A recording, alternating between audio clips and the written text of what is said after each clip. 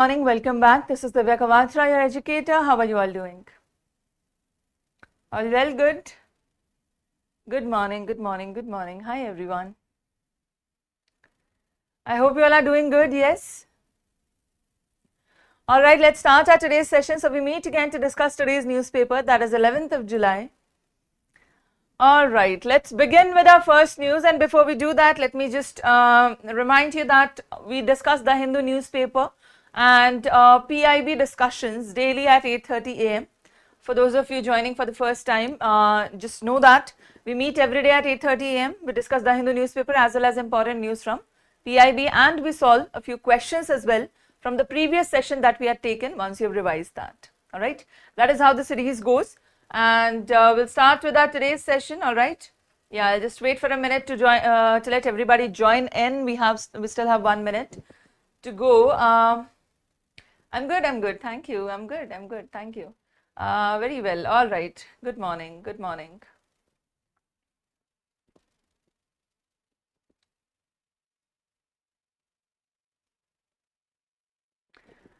All right, everybody, are you all ready? Shall we start? Are you all ready? Yes? Okay, let's begin then. Let's begin. Let's start with our first news, that is Union Environment Minister inaugurates Center of Excellence on Human-Wildlife Conflict at through SACON, Coimbatore, and they launched National Human-Wildlife Conflict Portal there as well, right? They've launched a portal here. They've launched a portal here, right? Exactly. So what is the main event? What was the main event? What happened here? Bhupendra Yadav, the Environment Minister, they inaugurated Center of Excellence on Human-Wildlife Conflict at W2nd SACON in Coimbatore. Why are we doing this? Originally, it was envisioned by PM. The center will act as India's central hub for research, data collection, policy drafting, training, and managing human-wildlife interactions. This was his vision. This is what he wanted to do. For that, we were also supposed to launch a portal. Now, that has been done in this meeting by the Environment Minister, right? Exactly. Let's see this. Let's see this. There's a launch. Digital portal has been launched. National Human Wildlife Conflict Portal, which is a nationwide digital platform. What will it do? It will track data, share insights, and help officials make a quick, informed decision on the ground. All right. Basically, what they want is that on the spot, if there are areas where you see man-human conflict, man-animal conflict, not man-human, very sorry. Yes. All right, this is from PIB. This is from PIB, not on any page number, Khushi. This is from PIB, okay? Yeah, this format is of PIB. Whenever you see this news, you just know that this is from PIB, okay? Yeah. So basically what is happening is they want that wherever there is man-animal conflict, at that particular point, it will be registered. Once it is registered, they will start tracking the movements there, and we'll see if it becomes a larger sensitive area, we will make some fencing, etc. there, so that the conflicts can be resolved, right? Other than that, other steps can be taken, because at this point we really need to save the wildlife, because when there is a point at which you can either save the animal or save the human, whom do you think people are going to save? Whom do you think people are going to save, right? So the life of human has much more value, but at this point, how much we are spending on conservation, how we are creating habitat for them, they also require saving, right? So we cannot save animal against human, obviously that cannot be done, but we can avoid conflicts, right? We can avoid conflicts so that we don't have to choose, right? So to do that, they are saying that wherever there is a conflict, this digital platform, you can just go and register there, you can just acknowledge it there, and that will become a data insight for us to give us an idea about where the conflicts happen, and then we'll work on all those areas altogether, right? So that way we can avoid the conflict, okay? So this is the major purpose, and the launch has, there is a report that puts the government put its first official overview report. The report was titled Current Status of Human-Wildlife Conflict in India, an overview. All right. So they track the modern trends and challenges as to how man-animal conflict is happening and how can we prevent that. Majorly the targeted species in the conflict are, they're prioritizing specific strategies involving elephants, leopards and tigers, especially those wandering outside the tiger reserves, right? So if they go outside the tiger reserve, now people know that this is the boundary of the tiger reserve, right? Animal doesn't know. Animal doesn't know, so animal crosses the boundary and then the conflict happens, then the attack happens, right? So if we fence it out, we can stop their movement outside the reserve, because humans know better than to enter the reserve, right? We won't enter the reserve, they won't be able to leave the reserve, that way there will be no conflict. But for that we need perfect data. To collect that data, this portal has been launched. Wherever there will be man-animal conflicts, it will be registered so that we have proper driven data and proper areas about animals, about specific geographical areas where we need to work upon this issue. Yes? Do you understand that? Is this clear? Yes. What is the philosophy here? The core focus is moving away from a panic problem-oriented approach to a solution-oriented approach. We are utilizing advanced technology and keeping local communities involved as well, right? So Minister summarized that in the at the end of the meeting. Minister summarized that the ultimate goal for long-term ecological sustainability is coexistence and harmony instead of conflict. So we don't want any conflict. What we want is, we want to have harmony and compatibility. Harmony and compatibility, that's what we are trying to build here, right? Is that clear? Is that clear? All right, shall we move to the next news then? Shall we move to the next news? Okay, comments are not updating, just give me a second. Let me refresh. I'm not able to see your comments.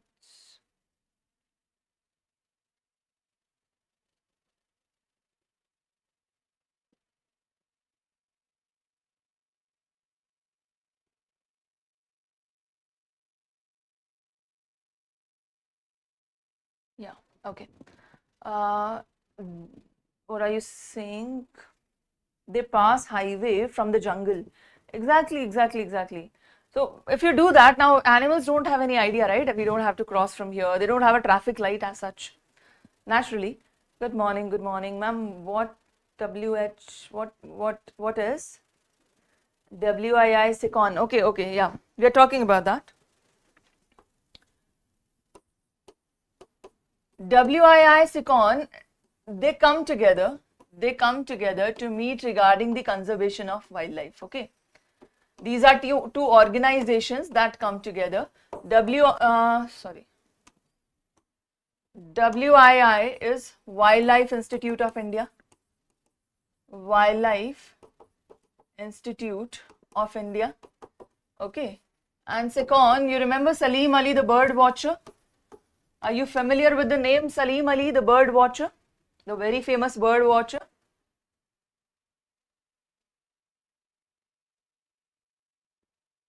What is WII SACON? Yeah, we are talking about that. So they work together. Okay. So this is Salim Ali Center for Ornithology. Okay. You must have heard about the famous bird watcher, that was Salim Ali. Have we heard about him? Yes. So in his name we have created SACON, that is Salim Ali Center for Ornithology. What is ornithology? Tell me quickly, what is ornithology? And this is natural history. Okay, this is WII and SACON. They come together to work on these issues. So WII, the National Nodal Agency for Wildlife Research, and SACON, that is located in Coimbatore, that is of Center of Excellence. Clear? Yes. So they come together to work on the protection of wildlife, etc. The study of birds. Very good. All right. This was our news. Let's move to our next article. Shall we? So we have an article from Sir Shashi Tharoor. We all know he's an amazing writer, no doubt. He's an amazing writer. But you'll see in today's paper, we didn't have much targeted news. We don't have much targeted news. Only one continuous news is regarding the social media ban ideas that are going on, proposals that are going on, that we discussed yesterday. Do you remember that? Only that one news is continuous. Other than that, they're just filling the editorial pages. A lot of fillers have been used today. A lot of fillers, like these kind of articles, they're not written on spot. These are the reserve articles that they keep, that they've already taken from the writers long time ago, that they keep for sake that when there is no new news or there is nothing new to post or new to discuss, they post these filler articles. However, since it is from Sir Shashi Tharoor, the article is brilliant. The article has many articulations and many dimensions to it. So it becomes important. Otherwise, we don't much discuss filler articles, right? They have nothing to do with current affairs. We'll be posting a video, Kushi. I'll let you know when we have posted the video, okay? We'll be posting a separate video on how to read the newspaper and how to make notes, okay? We'll be doing that very soon. And once we're done, I'll let you know, and then you can watch that and understand from there. All right. Okay. So they're talking about terrorism. They're saying that the actual terrorism or the one that is shown in data is very different. He's highlighting a fact that the actual terrorism that occurs and the one that is shown in the data is very different. Why is it different? Because he's saying that we don't have much data on this. The kind of data we have, it is very generic, and in that data, identifying the crude problems regarding terrorism, it is very difficult, right? It is very difficult to do that, and the problem is today we rely on data. Today we rely on data. Yes, we have data for everything. Right now in WII SACON, what were we doing? Why did we launch the portal? To get the data. So wherever we go, we are running through data, and regarding terrorism also, people have gotten into the habit of looking at the data, but we don't have accurate data. We don't have updated data. We don't have sufficient data. And in that manner, the kind of problem that you are witnessing, the actuality of that is much, much bigger than that, right? What you're seeing right now, that is not the extent of terrorism. It goes way beyond it. But since we don't have the data for that, you have started to think that there is no problem, right? Because we have confined ourselves to data, that now we think that only this is the problem. No, the problem lies way beyond that, but because we don't have the data and we've gotten into the habit of reading data, we don't address to the problem. We don't address to the problem. How will we ever resolve the problem if we are not even able to address and accept it, right? So that is the paradox he is drawing here, and let's see what pointers he has to give. Okay, so this is the basic idea. I hope you understand the basic idea. So we'll move forward one by one, step by step. You'll be able to understand it. Okay, so first of all, he's giving a statistical illusion versus ground reality. He's saying that the statistics, the data, they create an illusion that the problem is getting solved or it is getting confined, but the ground reality is very, very, very different from that. How so? He has drawn a comparison. Let's see what the comparison is. Number one is saying superficial decline. If you say there has been a decline in terrorism, it is a superficial decline. How so? Global terrorism indicators, they fell significantly in 2025, with fatalities also dropping by 28%, right? Overall attacks also reduced, fatalities also reduced, attacks reduced by 22%, fatalities reduced by 28%. But he's saying that there is uneven safety. How uneven safety? 81 nations registered domestic security improvements, but the aggregate decline, it masks the structural mutation, right?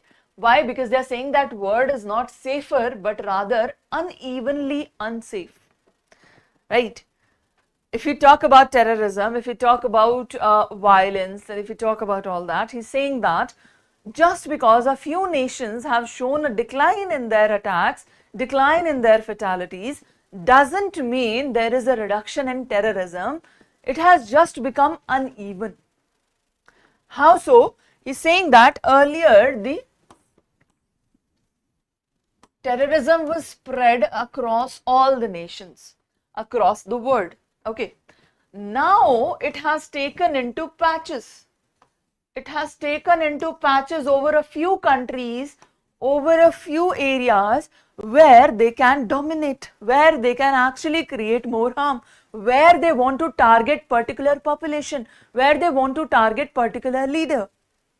So they have only turned this, concentrated this into patches. So now what happened? The remaining areas, people living in these areas that do not have these circles, right? People living in these areas, they have created an illusion for themselves. This is the illusion of reduction in terrorism, right? But they are saying that the gravity or the intensity of terrorism has grown much further here. This is much more intense now than this. It was widespread. Earlier terrorism was widespread and everybody was facing the brunt of it altogether. Now it has concentrated, right? It has concentrated somewhere. It is like you have vanilla and then you have the vanilla essence, right? When you bake a cake, how much of vanilla essence do you add to give it a vanilla flavor? How much of essence would you need? Do you just drop down an entire bottle? No. You only give what? 2 to 3 drops. Why? Because it is concentrated flavor. That means it will spread out. It has been pushed into concentration and it can spread out and give an entire large cake flavor of vanilla with just 1 or 2 drops. Now take vanilla syrup. Now take vanilla syrup instead of vanilla essence. Will you be able to use the same quantity of syrup? No, right? Yes. Exactly. That is the difference. That is the difference. They're saying that this was vanilla syrup. Now it has become vanilla essence. Doesn't mean it has reduced. It has become concentrated in some areas that it has spread unevenly. Right? So while some of the areas might be illusioned that okay, terrorism has gone, we have reduced terrorism, it is only getting concentrated in some parts. That means it is unevenly distributed and unsafe at the same time. That's why the concept of unevenly unsafe. Do you understand this now? Do you understand that this is very important regarding essay, regarding your GS papers? It can be used in ethics also. It can be used in your security paper also. It can be asked in essay also, to write an essay on the containment of terrorism or in any format, right? So these articles, these sentences, these words, you use this word and you can quote Shashi Tharoor. He has become a writer of that level that you can quote him, right? And even if you don't want to quote, if you use these words directly, they enhance your answer. Yes? Don't they do that? Got it? Oh, okay. But ma'am, how it also can be destroyed easily if we know their nucleus and where they concentrate. It can be, but who will destroy? Who will do that? The question is that.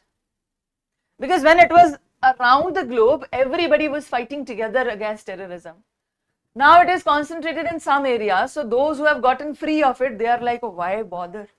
It is not our problem anymore. Right? That sounds like a you problem. That's what they say. It is about global security, but which nation would want to come forward with that? Because there will be retaliations, there will be attacks. Are we ready for that? So which nation will bother to take up that courage? Anyone struggling from that will only be the one retaliating, will only be the one fighting it anymore. But with more intensity. That is the problem. Now they're not able to fight because the non-state actors have become stronger than the state actors. Right? Non-state state actors are becoming stronger than state actors. Naxalism was confined in our areas, right? It wasn't even spread across India. It wasn't even spread across India. It was spread at a very concentrated zone. And India had the power to take whatever decision we wanted against that and to resolve that problem.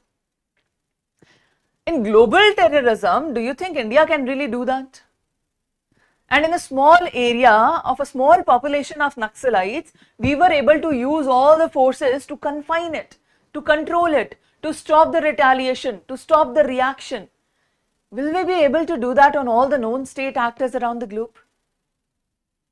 And do we really want to take that risk of their retaliation and the bombing and the attacks and the insurgencies, whatever they will be doing after that? Once we attack their bases, do you think they will sit silently? It is state actors that sit silently, right? Not non-state actors. Got it? Exactly. Moving forward to the next thing, he is saying that there is hyper concentration that we have already discussed. There is hyper concentration, 70% compression is there, 70% of the all global terrorism.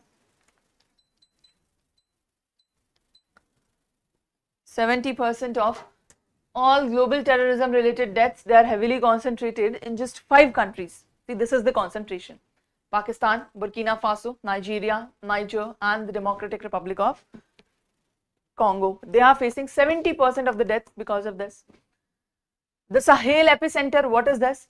The sub-Saharan Africa. This has become volatile. This has a volatile Sahel region that alone accounts for more than half of all the global fatalities. Just one region has more than half because of resources. Why? Because of resources. Simple. They have resources, they want resources, they will come and attack and they will take it. So geographical complacency, they're saying that because devastation is confined to chronically fragile or post-colonial states. If you look at this, they are confined to either the states that are chronically fragile or the ones that had British powers there, that had colonialism there, not necessarily British power. It can be French colonialism also, Japanese colonialism also. But any state that has faced colonialism, they are major targets, right? That is a pattern that they are observing, and they're saying that wealthier and more stable quarters of the world, they risk treating terrorism as a background noise, right? What is he saying? Such a beautiful statement, right? If you write this in your answer, oh my God, right? Saying that the wealthy people, the ones that can control things, they treat terrorism as background noise, like a bee is just humming around your ear in the background and you're like, okay, we can bear with this. So what? So what, a few people died? So what, a few non-state actors created destruction there? Who cares? Deal with it. That is the nonchalant attitude they have towards this, and that becomes more problematic because the developing nations, they don't have the kind of money, strength, security, army to deal with this. The wealthier that have, they treat it as a background noise. So who will come and fight? Who will come and fight? Nobody, right? So that is also becoming a problem. Then in the structural mutations, they say, in the methodology, it is decentralized and low-tech. The threat matrix, they've shifted from massive complex corporate style operations to basic low-tech operations, right? And the ambient hazard that we have, the transnational digital recruitment and lone actor attacks, they have transformed terrorism into internalized and ambient hazard of modern pluralistic societies. Now, sorry, just understand that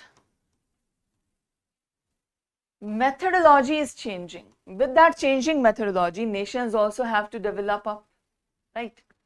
Nations also have to upgrade. Most of the nations, like in sub-Saharan Africa, they don't have that kind of technology. They don't have that kind of effort. They don't have that kind of boost. So how are they to fight it? How will they ever fight it? No, right? We cannot do that. Exactly. The next thing is saying there are 2 critical arenas for prevention. We cannot fight it, but we can prevent it. What are the 2 critical arenas to prevent it, to create prevention? Number 1, political instability and state capacity. 99% of the terrorism death occur in nation enlarged in armed conflict or that are engaged constantly, right? That are entangled constantly in armed conflict or institutional collapse, right? If you have a stable democracy, if you have stable lifestyles, if you have stable government, the entry of terrorism is very difficult there. It enters into unstable areas more, right? Then second, granular border vulnerabilities. 60% of the terror attacks occur within 100 kilometers of international borders, right? Because there are neglected frontier zones. There are operation sanctuaries for cross-border smuggling, illicit supplies. Wherever this is happening, wherever something wrong is happening, either your government is going down or your borders are getting engaged in illegal activities, both become a hub, both become a comfort zone for these operations, right? And if you work on these two, you can definitely secure, you can definitely prevent terrorism from entering your region, right? Clear? Do you understand the two things? Yes? All right. The threats and headwinds, the big five networks are there. Violent extremism has constructed into smaller, highly resilient pool. There are 5 networks. Islamic State, Jamaat Nusrat al-Islam wal Muslimin, yes, JNIM, Tehreek-e-Taliban Pakistan, Lashkar-e-Taiba and Al-Shabaab. These are the 5 leaders, the top threat causing areas. Now West Asian instability is caused by them. There are conflicts, prolonged warfare, mass displacement, erosion of state that leads them to take an entry, that helps them to take an entry. Now tactical adaptability is there, like for example Taliban, if we talk about, because Afghanistan was unstable, they took over. Had Afghanistan been stable, had it had the stable political structure, stable government, would Taliban have gotten the chance to actually enter the arena? Do you think they would have gotten the chance to actually enter? To actually create a power there? No. If you have a stable structure, they don't get a pathway, right? By creating chaos, we are giving the negative energies the pathway to our own segments. Clear? Yeah.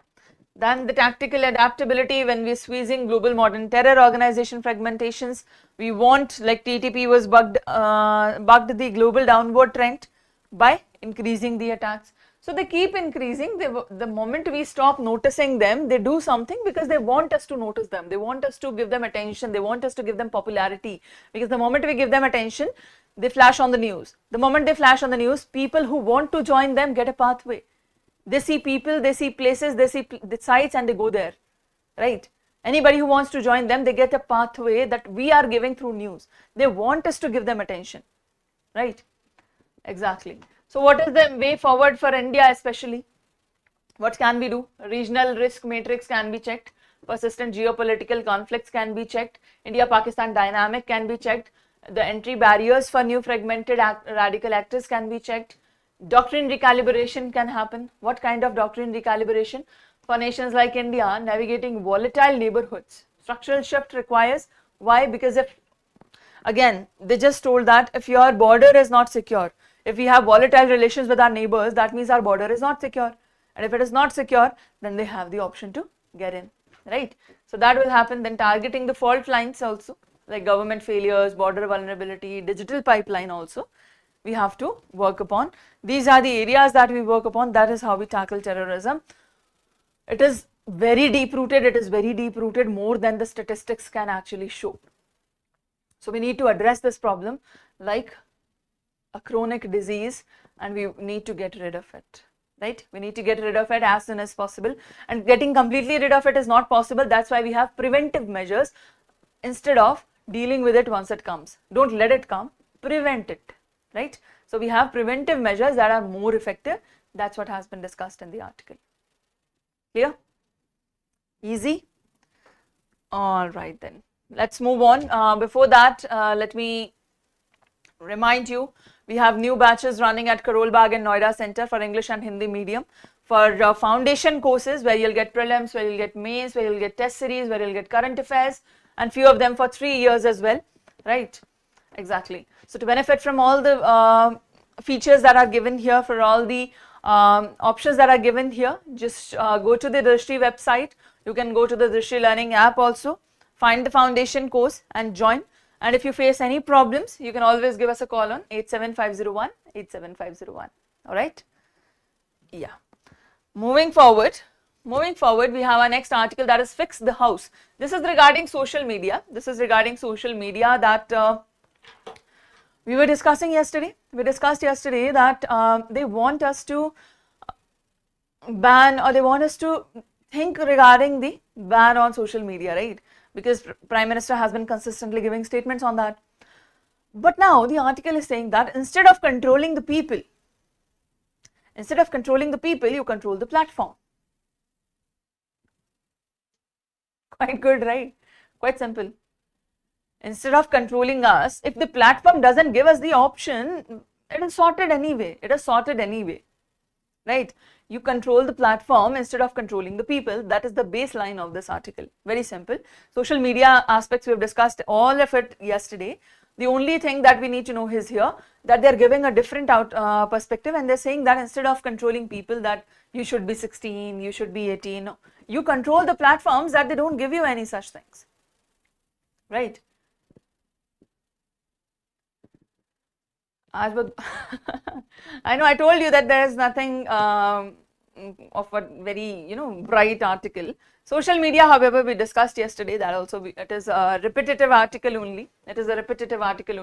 However, they are saying that social media and adolescent mental health, this has become a constant debate, right? Because of this debate, we are saying that association versus causation. Social media use and mental health issues, they are linked. Yes, we accept that. But then again, research is observational, and they're saying that reverse causation is good. Like already depressed teenagers, they spend more time online. If you take that away from them also, they won't have anything to do. If they don't have anything to do, the depressed mind might make them take some different steps that we don't want them to take, right? Yeah, suicidal tendencies increase in depressed people, but they are distracting themselves with online platforms, with online content, and that way they are phasing out their depression. If we just instantly take that away from them because they have become insecure, or they have become introverts, or they just don't want to step out in the world, so at home, in their room, online services is only their best friend. We are taking away the best friend of a depressed person. What do you think that person will do? What do you think that depressed person will do? Where the person will go? Because anyway, if they are using online platforms so much, that means they're not finding it good enough that they go and talk to the people in their home, like parents or family, whatever, or step out of the house and talk to their friends. If you just take that one best friend that person has, that is holding him together while he is depressed, what do you think the person will do? So are we really ready to do that? They're saying that restrict the platforms, that way they will still be able to use while not getting distracted, or while not getting largely affected by this, right? Same is the case with you. You don't step out. That's very bad. You should develop habits of going out, playing with your friends. You should have that. Go out just join an academy, just join any academy, like sports academy or whatever you like chess academy or pottery or whatever it is that interests you. Just go there, you'll find people with similar interest. You'll start talking and you'll have friends. You'll have people to go out with, do outings, travel, do something, because sitting at your home, you're not doing any good. You're not doing any good for yourself or for the world as well, right? Yeah, I know easier said than done. Just because I'm saying doesn't mean it is easier for you, because once you get into the comfort zone of sitting in your room, it is very difficult to get up. It is very difficult to go out. I know that. But you have to push yourself outside of the comfort zone at some point. You have to do that. Otherwise, you're ruining your life. And as a human, you have to contribute to the world, right? In some manner, you have to contribute to the world. How much of contribution can you give from your room? Not much, right?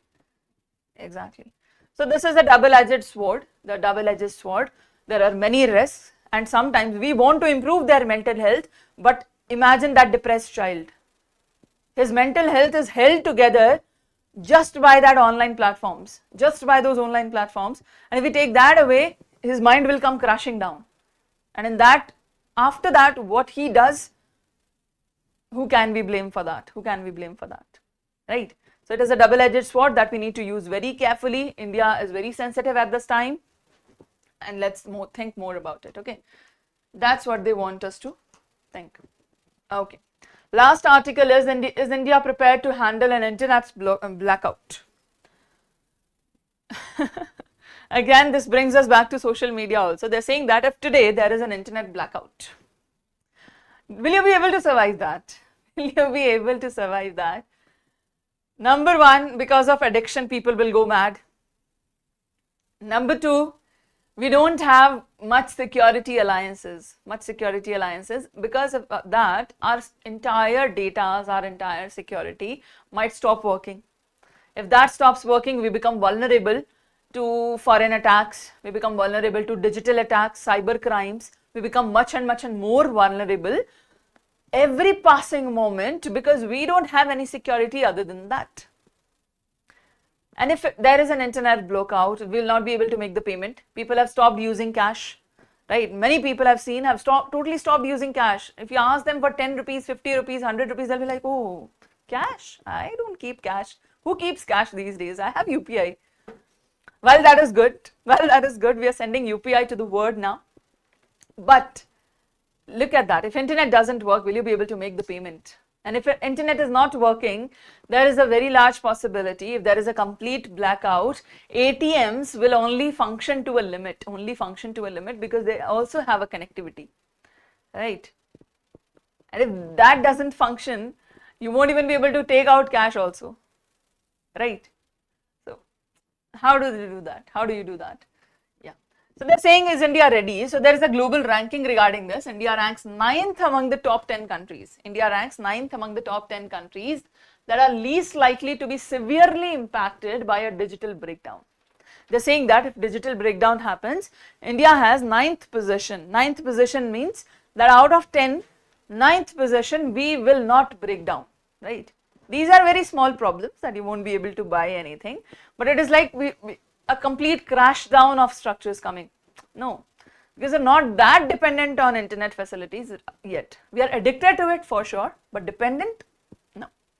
Okay, so we are on the 9th position. Vulnerability score is 23.4. This is 23.4, placed just ahead of Sweden that has 10th position, right? 70% of India's population actively uses internet, okay, but still our functionality doesn't depend on that much. Internet exchange points, India has 40 IXPs. Higher number of IXPs enables domestic networks to exchange data directly, so they don't need routing traffic internationally, right? Yeah, we have submarine cables also, 22 submarine cables, lowest count among the top tier resilient nations, so we are not dependent there also. In terms of global leader comparison, US, if we talk about, has 0 vulnerability score, right? Anchored by 115 undersea cables and 209 IXP hubs. 0 vulnerability. If today internet shuts down, if they cause a blackout, they will not suffer at all, but they will make the world suffer. They can make the world suffer. They have created independency from the internet also. Just imagine. Did you ever think that was possible?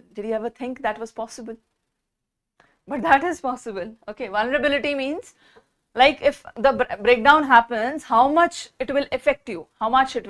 If it affects you more, that means you are more vulnerable, right? Yeah.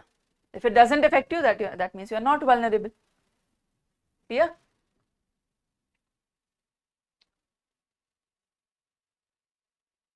Yeah. Indonesia second holds 10.3 vulnerability score, 72 submarine cables. UK has 3rd position. Just remember these positions. And through this, we have addressed that, okay, India is doing good comparatively. Okay, in top 10, we are there in top 10. So vulnerability is not that high, but it is high.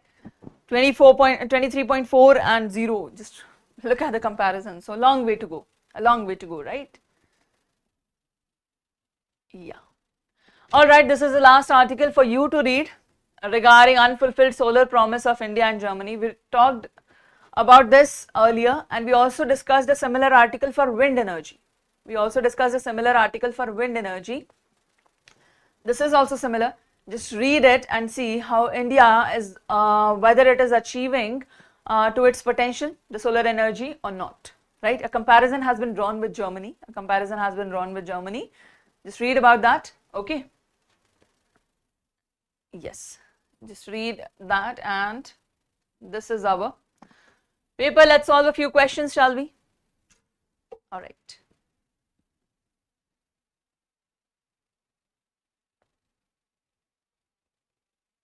हर दिन थोड़ी exclusive article news thing.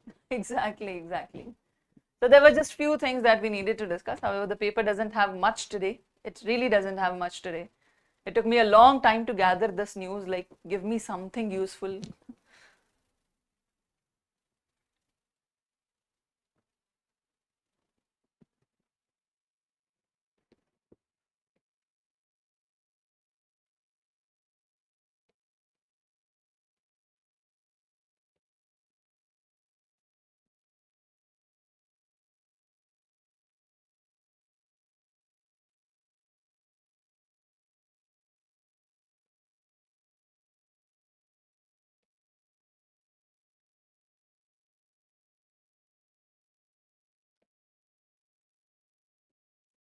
Okay. A. All right, the answer is A, one only. One only, very good. Everybody has answered correctly. So I think we'll move forward. Mains questions, I'll bring up mains question when there is a very good article regarding mains. Like today we have terrorism, so I'll give you a question tomorrow on terrorism. Earlier we didn't have very good articles for mains, so I've not created, like, it would be just creating it for the sake of it, right? It won't be important, it won't be very good question. So I wasn't bringing that, okay? Yeah. Today we have the terrorism article, which is good, so I'll give you a question tomorrow, not tomorrow, on Monday on terrorism. Yeah. Second question.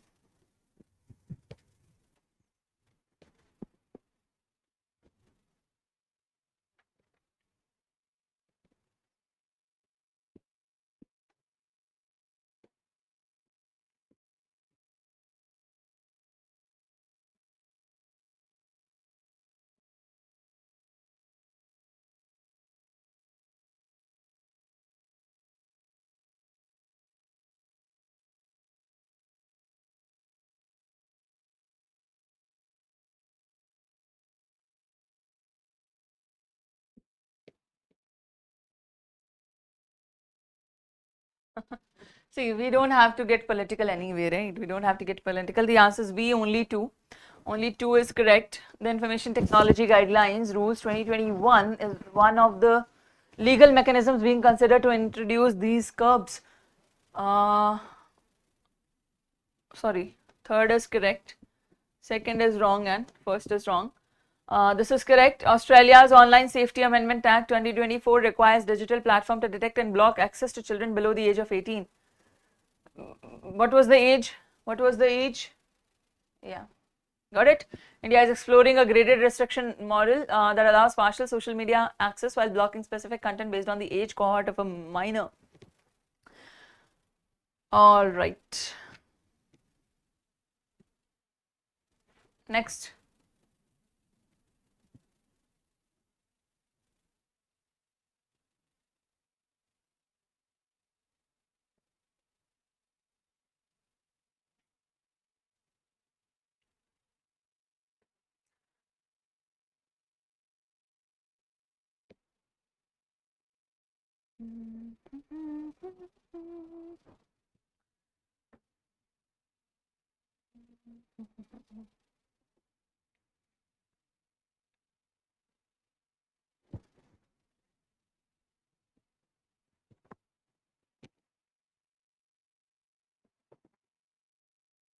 Solve quickly.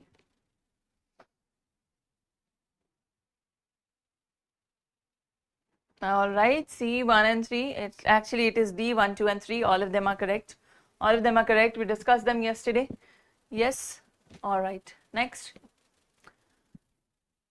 I gave you an article on national food security to read at home. If you've done the homework, you'll be able to solve this question.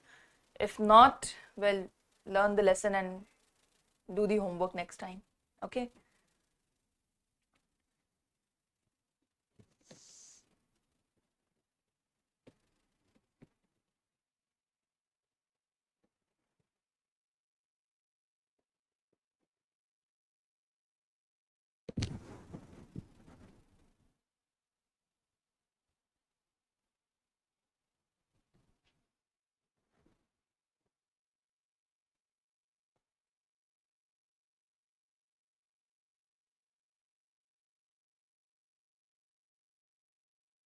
Okay. See, both 1 and 2. Very nice, very nice, very nice. So that's about it. That was our paper for the day. All right. I hope you had fun learning the Hindu newspaper with us. If you enjoyed the class, please hit the like button and do share it with your other fellow students as well. And we'll see you on Monday again at 8:30 a.m. Till then, keep studying. Take care. Thank you. Bye-bye.